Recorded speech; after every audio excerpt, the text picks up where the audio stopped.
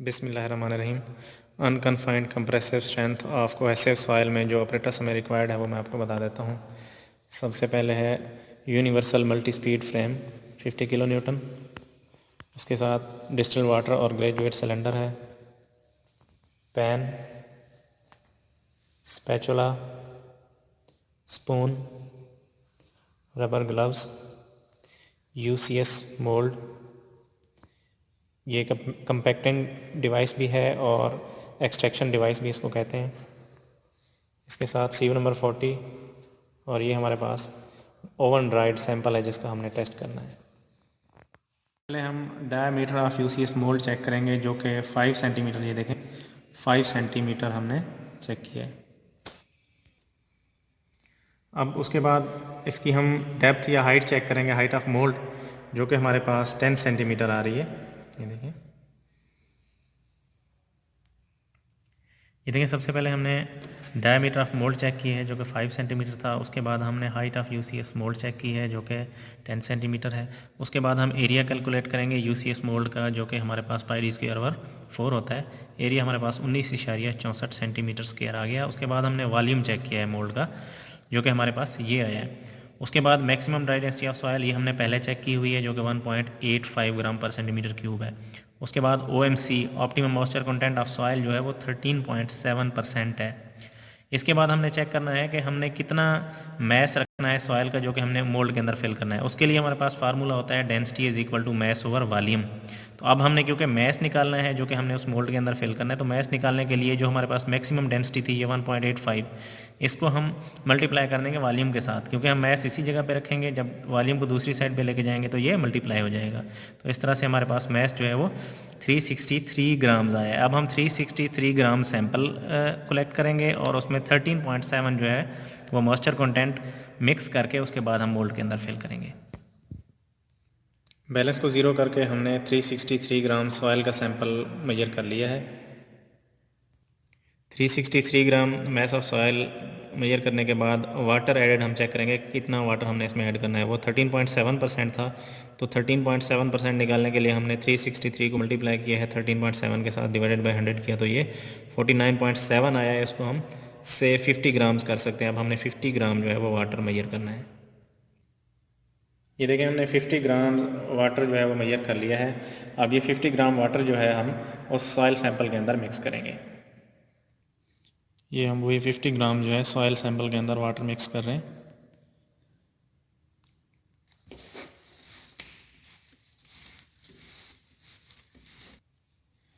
सारे सैंपल में वाटर अच्छी तरह यूनिफॉर्मली मिक्स करने के बाद हम सारा ये सैंपल जो है इस मोल्ड के अंदर प्लेस करेंगे और इस कंपैक्टिंग डिवाइस की मदद से साथ साथ कंपैक्ट करते जाएंगे। लेकिन ये जो मोल्ड है ये इसकी सरफेस पे आपने इंटरनली जो है वो ऑयलिंग कर लेनी है, जो कि हमने पहले की हुई है।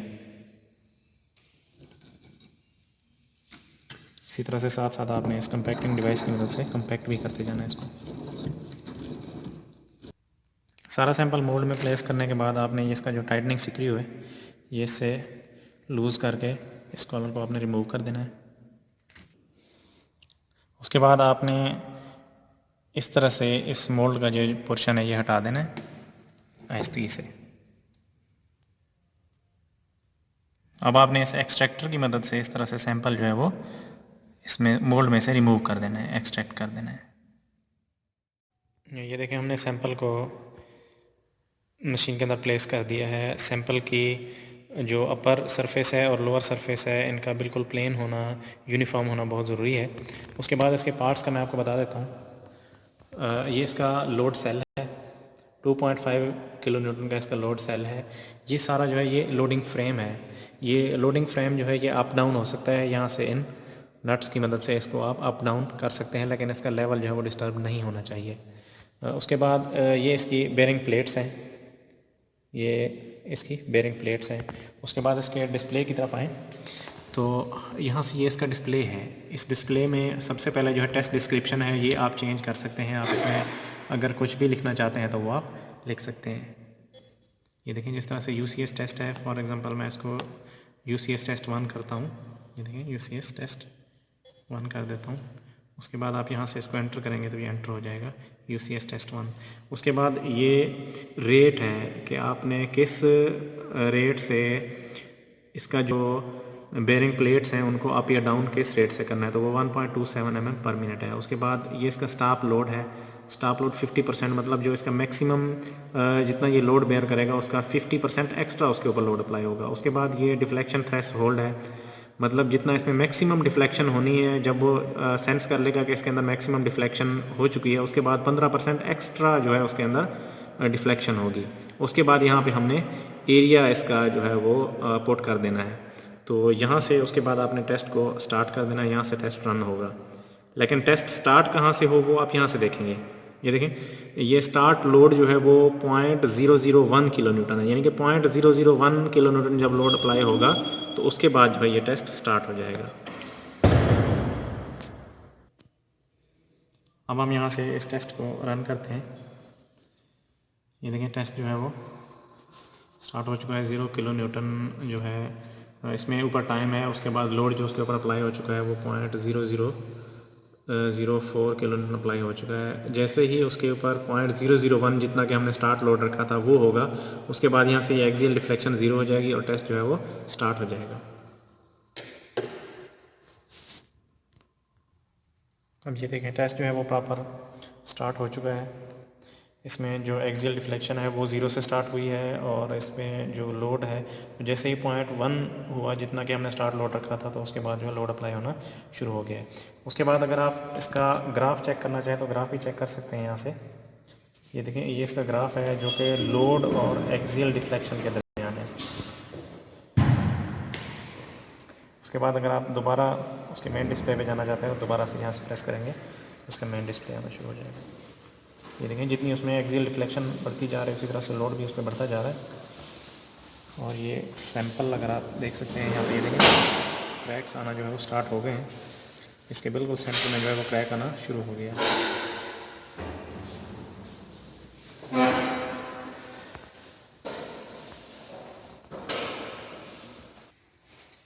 ये देखें, सैंपल जो है वो क्रश हो चुका है। उसके बाद यहाँ से जो रीडिंग है इसकी वो कम होना स्टार्ट हो गई है, मैक्सिमम पॉइंट पे जाके उसके बाद कम होना स्टार्ट हो गई है, तो इसका मतलब ये क्रश हो चुका है।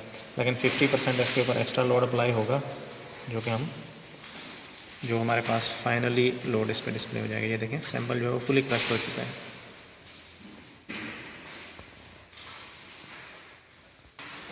ये देखें, हमारा टेस्ट जो है वो कंप्लीट हो चुका है।